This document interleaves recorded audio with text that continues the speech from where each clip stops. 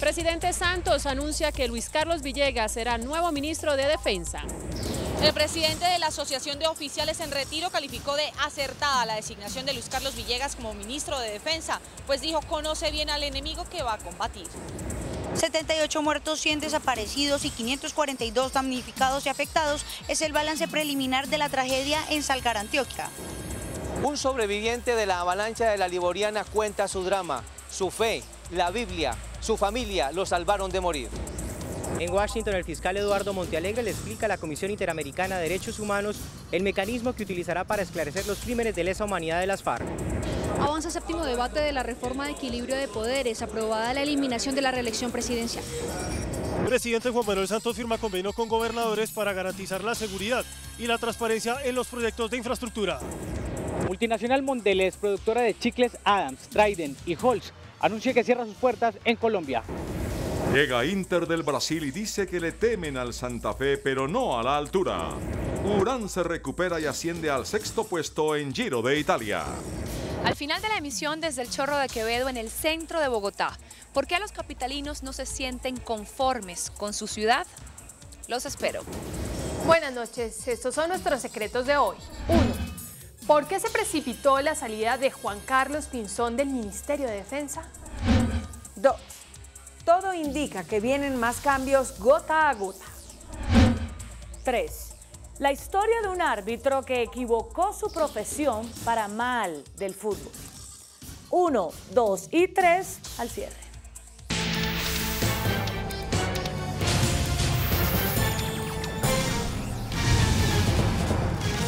Buenas noches. El embajador en Estados Unidos y expresidente de la ANDI, Luis Carlos Villegas, es el nuevo ministro de Defensa. Reemplaza a Juan Carlos Pinzón, quien durante 4 años al frente de la cartera de Defensa se convirtió en el funcionario que más golpes le propinó a las FARC. El presidente Santos dijo que será una transición normal y fácil, donde habrá un empalme en las próximas semanas, mientras viene al país el doctor Luis Carlos Villegas. Pero ahí no va a haber ningún tipo de solución de continuidad, sino todo lo contrario. Vamos a seguir fortaleciendo todas las políticas que tienen que ver con la seguridad de nuestros compatriotas.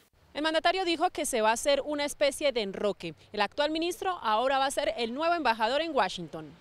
Va a cumplir 4 años, tal vez es el ciudadano civil que más ha durado en el Ministerio de Defensa en la historia del país y que quería cambiar como de ritmo de trabajo. Por eso hemos venido discutiendo las posibilidades de tener una responsabilidad en otro frente. El nuevo ministro de Defensa, Luis Carlos Villegas, fue presidente de la Asociación Nacional de Empresarios ANDI durante 16 años. Es abogado de la Universidad Javeriana de Bogotá, es una persona muy cercana al presidente Santos y en el año 2012 fue negociador plenipotenciario para el proceso de paz con las FARC por 1 año, cuando luego fue designado embajador en Estados Unidos.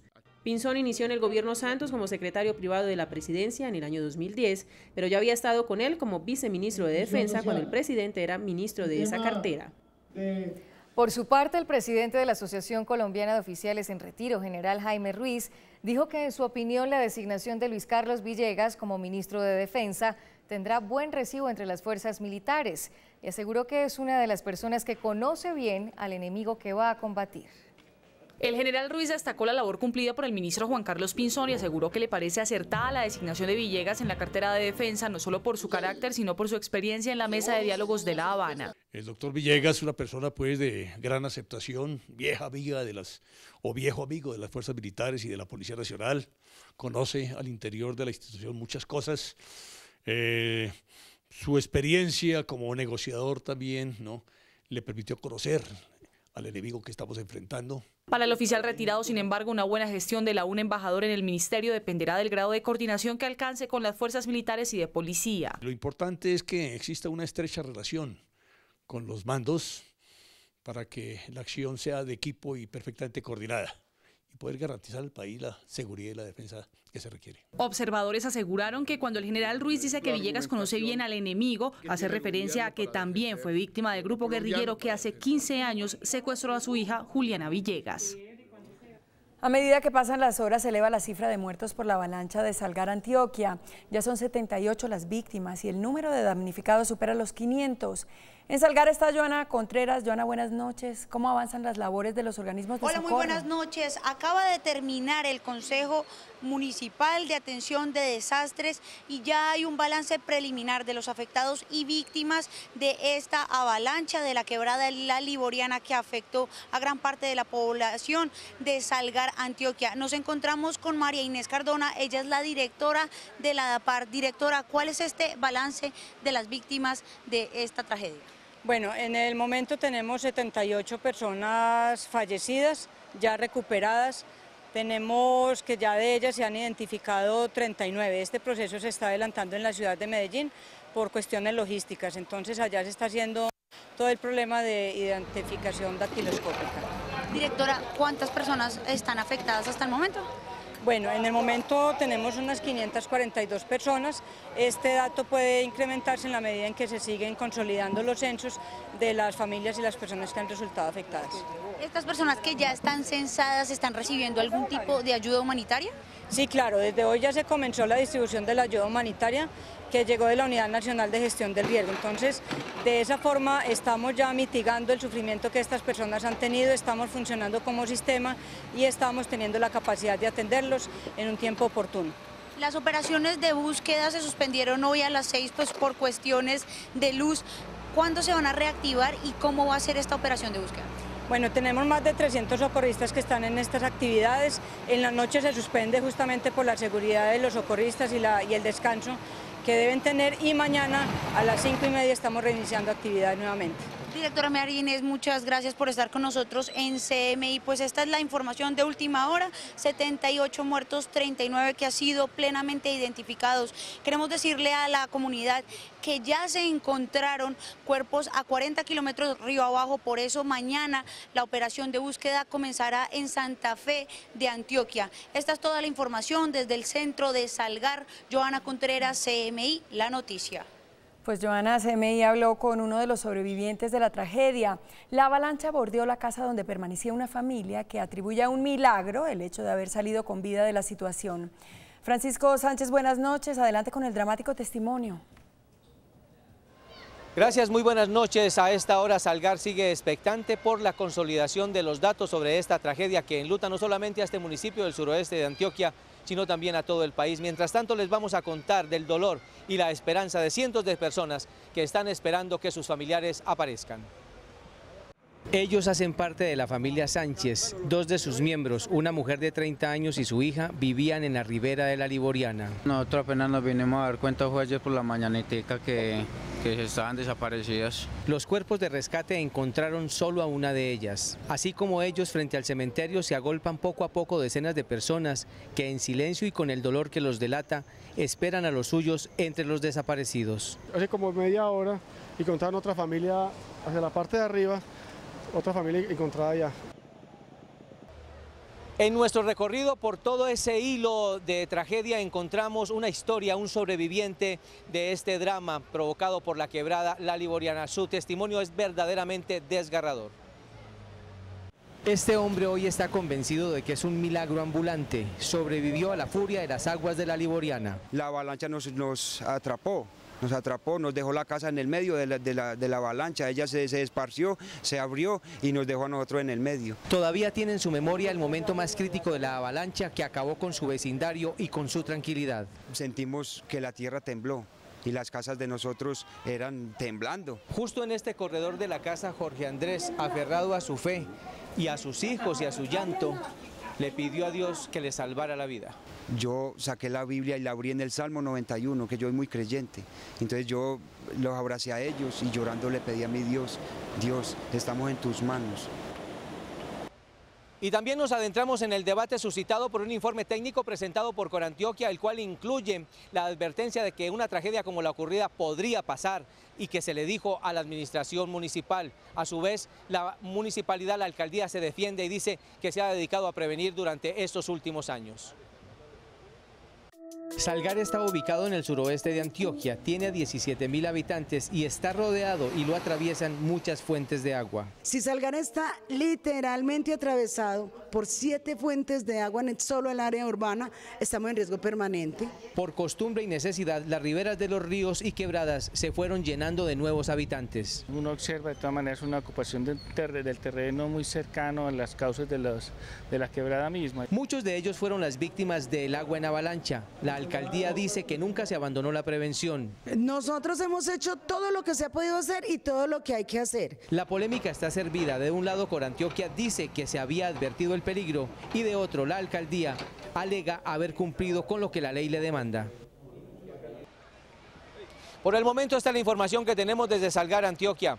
Francisco Javier Sánchez, CMI, La Noticia. Francisco, gracias. Y la directora del Instituto Colombiano de Bienestar Familiar, Cristina Plaza, reveló que 119 menores han resultado damnificados tras la avalancha que afectó a Salgar en Antioquia.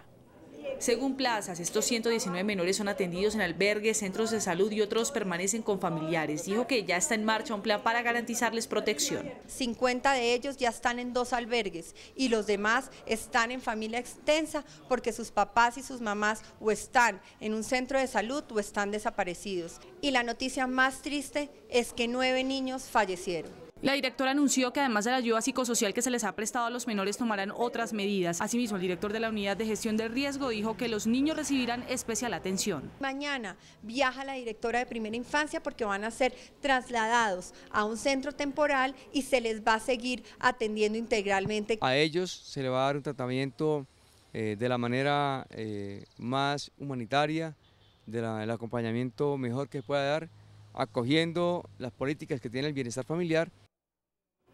Según el director de la Corporación Regional del Norte de Antioquia, Corantioquia, Alejandro González, el 60% de la población antioqueña vive en zonas consideradas como de alto o mediano riesgo de sufrir catástrofes naturales por inundaciones, avalanchas o deslizamientos. Según González, una vasta zona de Antioquia como el suroeste y las áreas cafeteras están en riesgo. Personas que se puedan ubicar en zonas de alto riesgo, de mediano riesgo, en zonas de retiro de quebradas, zonas de nacimientos, fácilmente uno podría decir que estamos hablando del 60% de la población del territorio antioqueño. Aseguró que se trata de municipios en los que durante su fundación nunca se pensó en las condiciones de riesgo que lo rodeaba. Fueron municipios que cuando se crearon nunca se pensaron en las condiciones de riesgo, que se consolidaron asentamientos, no solamente cascos urbanos, sino corregimientos y veredas. El ministro de Ambiente explicó que es necesario trabajar en los POT de estas poblaciones. Aquí se viene trabajando de manera articulada con las corporaciones y con los alcaldes porque muchos municipios del departamento están muy cerca de las zonas por donde pasan los ríos y quebradas. Dijo que el reto de las autoridades locales es empezar a modificar estos planes de ordenamiento territorial para reubicar a quienes viven en estas zonas. El presidente Juan Manuel Santos anunció un plan especial de vivienda gratuita para las familias que lo perdieron todo en la avalancha de Salgar en Antioquia. Desde Chiquinquirá, al inaugurar el proyecto de vivienda para 350 familias, el presidente Juan Manuel Santos dijo que el gobierno no dejará sola a esta población. Así como hoy les estamos dando a 350 familias aquí en Chiquinquirá vivienda gratis, allá prometí que le daríamos vivienda gratis a todas las familias que perdieron su vivienda. Le pidió al ministro Luis Felipe Henao ponerse al frente para que se restablezca lo más pronto posible el servicio de agua. Le dije a la alcaldesa que usted iba hoy, no mañana, sino hoy, vaya allá, de pronto puede dormir en Salgar y también se ponga al frente del restablecimiento con la gobernación, con EPM del servicio de agua, que es lo que más necesitan. El Ministerio de Agricultura adelantará un censo para evaluar cuántos cultivos fueron afectados y así ayudarles a los damnificados. El fiscal Eduardo Montealegre inició hoy en Washington una gira que lo llevará a varias ciudades de Estados Unidos. Montealegre se reunió con la Comisión Interamericana de Derechos Humanos de la OEA, donde aseguró que las FARC no deben soñar con la impunidad. Informe de nuestro corresponsal Jaime Moreno. En Washington, ante la Comisión Interamericana de Derechos Humanos, el fiscal general Eduardo Montealegre explicó el mecanismo que utilizará para esclarecer los crímenes de lesa humanidad cometidos por la guerrilla de las FARC. Dijo que en 6 meses entregará los primeros resultados y le advirtió a los jefes de la guerrilla que si se llega a lograr un acuerdo con el gobierno de Colombia, no se puede esperar que haya impunidad. En su reunión con el secretario general de la Comisión Interamericana de Derechos Humanos, el fiscal Montealegre Dijo que tiene 7.000 investigaciones que involucran a 11.000 guerrilleros clasificados en 7 grandes líneas de delitos de violaciones de derechos humanos. Lo que queremos entonces es abarcar las 7 más graves situaciones de violaciones a los derechos humanos cometidas por las FARC. Para adelantar el esquema de investigaciones, el fiscal Montealegre dijo que se nombraron 800 funcionarios y que en 6 meses regresará a Washington a entregar los primeros resultados. Además queremos entregar los primeros grandes resultados del secuestro como política sistemática de las FARC. Sobre justicia transicional, el funcionario les explicó a los de la comisión que independientemente de los acuerdos a los que se llegue en La Habana, los delitos cometidos por las FARC no podrán quedar en la impunidad. Que las FARC se olviden de amnistías absolutas. Esto tiene que ser un proceso sin impunidad, sobre la base de investigación, juzgamiento y condena de máximos responsables. Nosotros no podemos cruzar los límites del derecho internacional. El fiscal Montealegre viajó esta noche a la ciudad de Nueva York, en donde asistirá a un encuentro de justicia transicional para recoger experiencias de otros países que han superado conflictos. Desde Washington, para CMI, Jaime Moreno. Hace pocos minutos se levantó la sesión de la Comisión Primera de la Cámara de Representantes, en la que se avanzó en la votación en 7º debate de la reforma de equilibrio de poderes. Ya se aprobó la eliminación de la reelección presidencial y de otros altos funcionarios. La primera jornada del 7º debate aprobó la eliminación de la reelección presidencial con 25 votos a favor y 4 en contra, pertenecientes a la bancada del Centro Democrático. No sean incoherentes con la historia, porque si no quedará para la historia lo siguiente, presidente, que sí era una venganza personal contra la persona de Álvaro Uribe Vélez.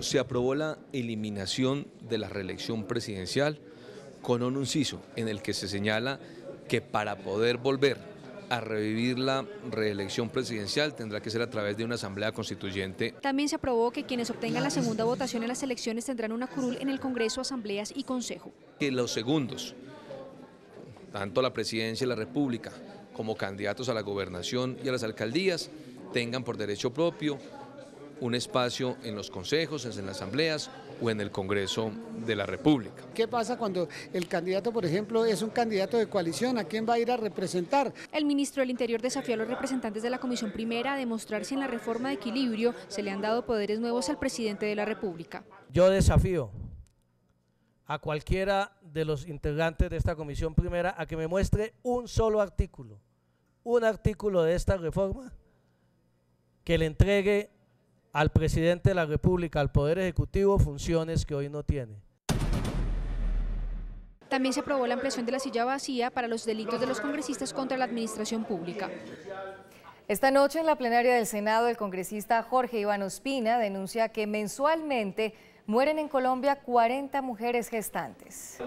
Según el senador Jorge Iván Ospina, en Colombia 477 mujeres gestantes murieron el año pasado. 350 de esas muertes lo fueron por causas prevenibles, 19 por asesinatos y 68 por accidentes. Las zonas de más riesgo para las mujeres embarazadas están en 232 municipios, ubicados en los departamentos de Córdoba, Chocó y Guajira y en la región de los Llanos Orientales, donde hay 120% más posibilidades de morir, especialmente en Montería, donde la mortalidad materna es mayor que en África. El senador Ospina reveló que las 2 EPS con mayor índice de mortalidad de embarazadas son Saludcop, con 32 casos el año pasado, y Caprecon, con 37, con un promedio de 3 muertes por mes.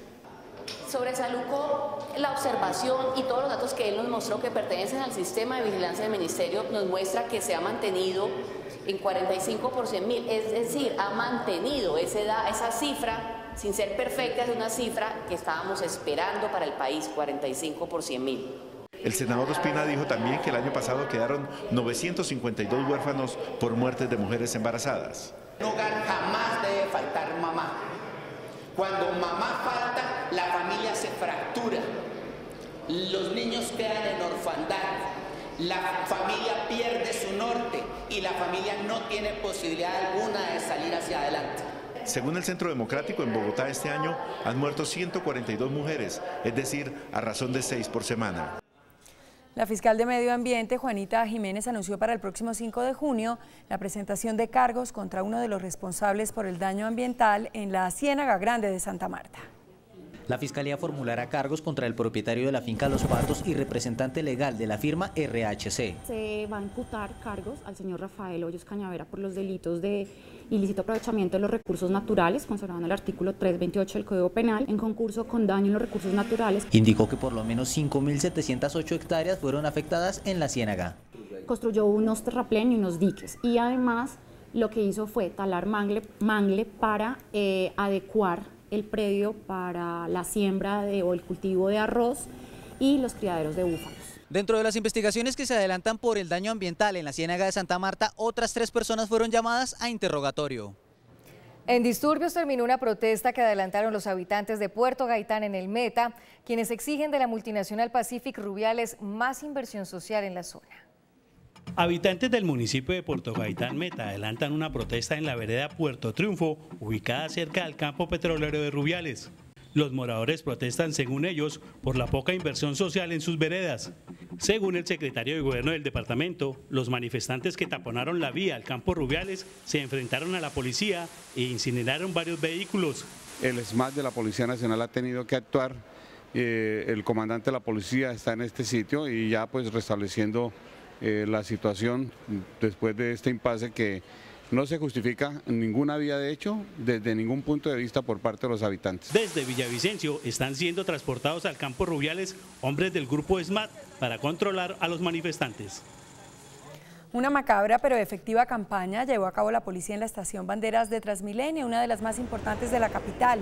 Con un ataúd y actores disfrazados, las autoridades buscan generar conciencia en los usuarios sobre la importancia de no arriesgar sus vidas colándose en el sistema. La campaña fue bien recibida por los usuarios y la policía la implementará en las estaciones con mayor flujo de pasajeros. 3 vehículos fueron consumidos por las llamas en la noche en Barranquilla después de que cayera un cable de alta tensión cuando lloviznaba sobre la capital del Atlántico. Los automóviles se encontraban parqueados frente a un restaurante en el norte de la ciudad. El cable cayó después de una falla eléctrica en el sector.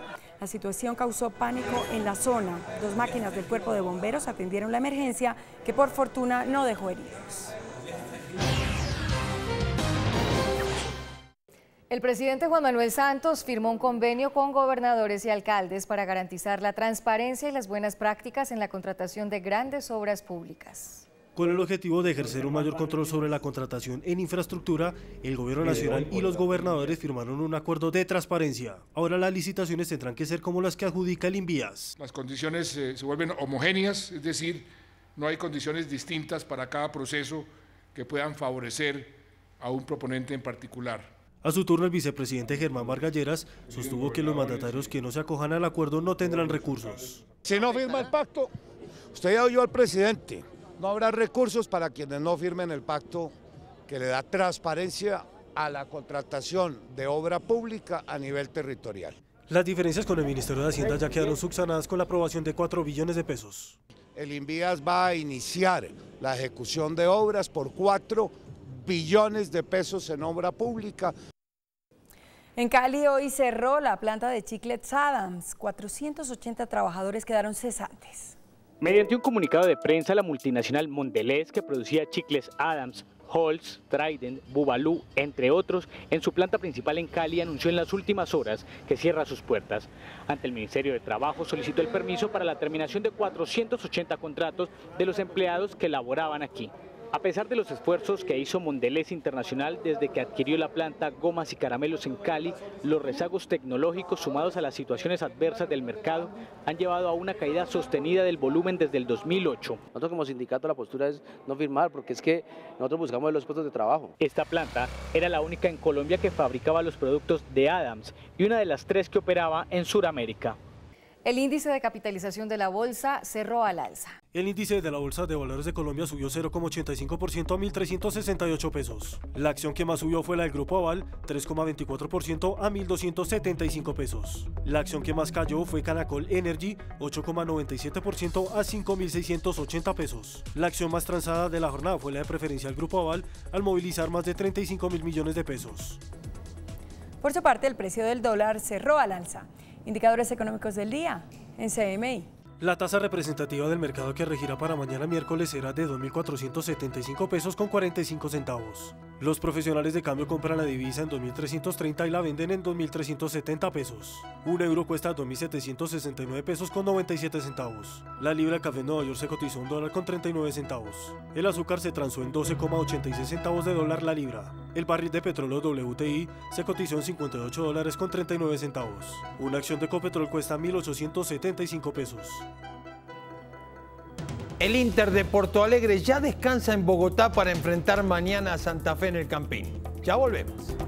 Polémica en el Festival de Cine de Cannes por la prohibición de los organizadores a las mujeres de ir con zapatos planos a la alfombra roja. Las reacciones de algunas de las estrellas después de comerciales desde el Chorro de Quevedo en el centro de Bogotá y la insatisfacción de los capitalinos con su ciudad.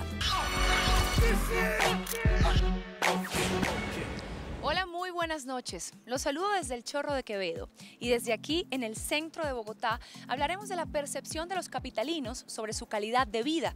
A propósito de los resultados de la más reciente encuesta de la red Ciudades Como Vamos, que cada año mide la percepción de los habitantes de las principales ciudades del país en cuanto a temas importantes como lo son la educación, la salud, la seguridad, la movilidad, los servicios públicos, entre muchos otros. Este año el estudio arrojó que solo el 48% de los capitalinos se siente satisfechos con su ciudad, en contraste con ciudades como Manizales, Barranquilla y Medellín, en los que los niveles de satisfacción se acercan al 80%. En ese sentido quisimos indagar en los motivos que hacen a los capitalinos inconformes con su ciudad. Sobre estos resultados consultamos con el escritor Andrés Ospina, autor del Bogotálogo. Se ha convertido en casi que en una entretención colectiva el criticar lo que está sucediendo con Bogotá. Obviamente tiene justificaciones históricas y reales y pues sabemos que aquí ha habido corrupción, que ha habido malas administraciones. Yo creo que más allá de eso es entender que nosotros mismos somos parte de esa Bogotá, es decir, que nosotros somos responsables, culpables y que también hemos provocado buena parte de las cosas que están sucediendo y que hoy nos parecen atroces. En las calles nos dijeron: ¿qué es lo que menos te gusta de Bogotá? El tráfico. El tema de seguridad en las vías, en las calles, poder salir tranquilo. La inseguridad. Los trancones. Está un caos esto. Con el Centro Nacional de Consultoría preguntamos a los capitalinos qué es lo que menos le gusta de Bogotá. En el primer lugar está la inseguridad con el 52%, incidiendo en esta mayoría las mujeres, a quienes más les aqueja la inseguridad con el 60%, contrastado con el 44% de los hombres que la sienten. En segundo puesto, la movilidad con el 24%. En este caso son los hombres quienes sufren más por este problema con el 33,3%, mientras que solo el 14,7% de las mujeres lo destacan. El desgobierno ocupa el tercer escaño con un total de 14,7%, de los cuales el 17,3% pertenece a los hombres y el 12% a las mujeres. Este año el Festival de Cine de Cannes ha dado mucho de qué hablar. Hoy se armó un revuelo, pues un grupo de invitadas fueron expulsadas de la alfombra roja por no llevar zapatos de tacón, una medida que han interpuesto los organizadores que por supuesto ha generado mucho malestar. Resulta que en varios estrenos el grupo de protocolo del festival prohibió el ingreso de varias mujeres que no llevaban tacones altos, algo que para el código de etiqueta de las alfombras rojas es completamente necesario. Las mujeres que se quejaron de la supuesta discriminación alegaron que fueron maltratadas verbalmente por las personas encargadas de la ubicación de la alfombra roja. Aunque ninguna actriz ha sido víctima hasta ahora de esta particular norma, sí han dejado ver su molestia a través de las redes sociales, pues las mujeres que se quejaron tienen más de 50 años, lo que no les permite llevar tacones de gran altura como si tuvieran 30. Hasta el momento el Comité de Protocolo de Cannes no se ha pronunciado al respecto. Nadie escapa a los efectos del paso del tiempo sobre la piel, pero sí podemos valernos de medidas para evitar la aparición prematura de arrugas. Hay algunos tips que pueden ayudar a prevenir las arrugas. Comer saludable. Siempre evitar las comidas con muchos preservativos, con muchos químicos, tratar de comer muchas frutas y verduras. Dormir bien. Uno debe descansar por lo menos 8 horas al día, porque si no se van liberando sustancias, hormonas como el cortisol, que nos van envejeciendo poco a poco. Eliminar el cigarrillo. El cigarrillo nos aporta una gran cantidad de toxinas supremamente nocivas para nuestro organismo y nuestra piel, y la piel se va viendo marchita, envejecida, de un color terroso. De igual manera, cada 3 o 4 meses es recomendable visitar al dermatólogo. Hacer exfoliaciones para retirar todos los excesos de células muertas que existan, lo podemos hacer con microdermabrasiones, lo podemos hacer con peelings químicos. No olvide desmaquillarse, limpiar e hidratar la piel a diario. Hoy me despido desde el Chorro de Quevedo en el centro de Bogotá. Que tengan una muy feliz noche. Nosotros nos vemos mañana. Chao. Después de la pausa, nuestros secretos de hoy. 1. ¿Por qué se precipitó la salida de Juan Carlos Pinzón del Ministerio de Defensa? 2. Todo indica que vienen más cambios gota a gota. 3. La historia de un árbitro que equivocó su profesión para mal del fútbol. 1, 2 y 3 después de comerciales. Estos son nuestros secretos de hoy. 1. ¿Qué precipitó la salida de Juan Carlos Pinzón de la cartera de defensa? Las versiones de los analistas son varias. 1. El glifosato. 2. Su cansancio. 3. Su desgaste por los diálogos de La Habana. Y hasta ñapa, cierto distanciamiento con algunos de sus colegas de gabinete. Sobre el tema del glifosato, era bien conocida la actitud de Pinzón de oposición al fin de la aspersión para combatir la siembra de coca. Pero donde manda capitán, el ministro lo dijo a su manera. Es una instrucción precisa del presidente y hay que acatarla. 2. Sobre el tema de su cansancio. Es obvio que un hombre con más de 3 años y medio al frente de semejante ministerio tiene que agotarse. No es fácil dirigir a la fuerza pública en un país en conflicto. 3. Mantener a todos los mandos militares respaldando el proceso de Cuba no es nada fácil, y menos cuando se sabe de la corriente dura que existe dentro del mando militar. Y mi ñapa razón sobre qué ocasionó la precipitación de la salida del ministro Pinzón. El distanciamiento que se presentó con Alejandro Gaviria, ministro de Salud, cuando éste decidió publicar su carta al presidente en la que recomendaba suspender las fumigaciones, a pesar de que días antes había convenido con sus colegas de Justicia, Defensa y Ambiente que se diseñara una nueva estrategia contra los cultivos ilícitos antes de eliminar el glifosato. La precipitación del ministro de Salud con su carta forzó al presidente Santos a acelerar la adopción de la medida, que aun cuando estaba tomada, no se había acordado su fecha de vigencia. 2. El anuncio oficial del retiro de Juan Carlos Pinzón como ministro de Defensa y su nombramiento como embajador en Washington disparó el deporte predilecto de los colombianos, la gabinetología. Rumores de hoy en los círculos políticos. La canciller María Ángela Holguín definitivamente se va a atender a su hijo en Estados Unidos y a cumplir con sus estudios de especialización en Harvard, para los cuales ya está matriculada. ¿Quién la reemplazaría? Versiones de 3 candidatos. El más opcionado, Sergio Díaz Granados, exministro de Comercio y expresidente de la U, quien está prácticamente exiliado en el Banco Interamericano. 2. Fernando Carrillo, actual embajador en Madrid. Y 3. Néstor Osorio, actual embajador en Londres y muy cercano al presidente. Lo que está claro es que el presidente no es amigo de las crisis, sino de ajustes gota a gota, como dice él, graduales, sin traumatismos. Pero parece que son varios los sin traumatismos que se aproximan. 3. ¡Ay! El fútbol, mi pasión. No voy a hablar de por qué ganó Millonarios para no molestar a nadie, sino por qué perdió Santa Fe. Un poco de historia. ¿Recuerdan el famoso gol que anotó con la mano el jugador argentino Marco Lazaga y que le significó el ascenso a la categoría A al Cúcuta Deportivo, equipo en el que jugaba, y la permanencia injusta del Quindío en la B, víctima del gol ilegítimo? ¡Claro que lo recuerdan!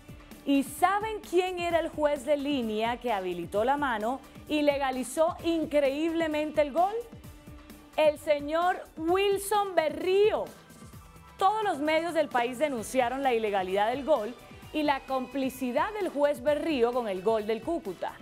Ese partido se realizó el 21 de enero de este año Y la comisión arbitral, en vez de sancionar a Berrío, culpable absoluto del error, suspendió al árbitro central Ulises Arrieta. Pues este señor Berrío fue el responsable de la anulación ilegítima de un gol absolutamente válido del Santa Fe en el clásico del domingo pasado. Una de dos. O Berrío ignora reglas básicas del fútbol, por lo cual no debería ser árbitro, o se equivoca alterando en materia grave los resultados, por lo cual tampoco debería ser árbitro. ¿Cómo sería de grave el error del señor Berrío, que hasta uno de los periodistas más hinchas de Millonarios, como el señor Gabriel Meluc, lo reconoció en el tiempo? La anulación equivocada de un gol a Santa Fe resultó determinante, escribió Meluc con honestidad en su columna Las cosas por su nombre. El mismo árbitro que no vio la mano de la saga y que anuló por error el gol de Santa Fe no puede seguir ejerciendo esa profesión, la deshonra. Con razón el director del programa El Alargue de Caracol Radio, Diego Rueda, pidió que no lo incluyan como juez en la Copa América para evitarle vergüenzas a Colombia. Y es que, aun cuando no lo crean, está preseleccionado. Este señor Berrío no le puede seguir haciendo tanto daño al fútbol colombiano. Debería meditar en los errores que ha cometido y que han perjudicado directamente a dos clubes y retirarse del arbitraje. Y no quiero hablar del señor Eduardo Pimentel, exjugador de Millonarios, dueño y técnico del Chicó, quien durante toda la semana repitió una y otra vez que ni él ni sus jugadores se vendían. Y el domingo, por primera vez en toda su historia, perdió con el Junior en su casa, favoreciendo, por supuesto, al equipo en el que fue tan famoso. Hasta mañana. Al Santa Fe hay que acompañarlo mañana por solidaridad, por apoyo a su juego y por rechazo a la actitud del señor Berrío, que cambió el rumbo del partido. Ahora sí, hasta mañana. Que descansen. Hasta aquí nuestra emisión. Nos vemos mañana en CMI La Noticia. No se muevan, ya viene hashtag. ¡Feliz noche!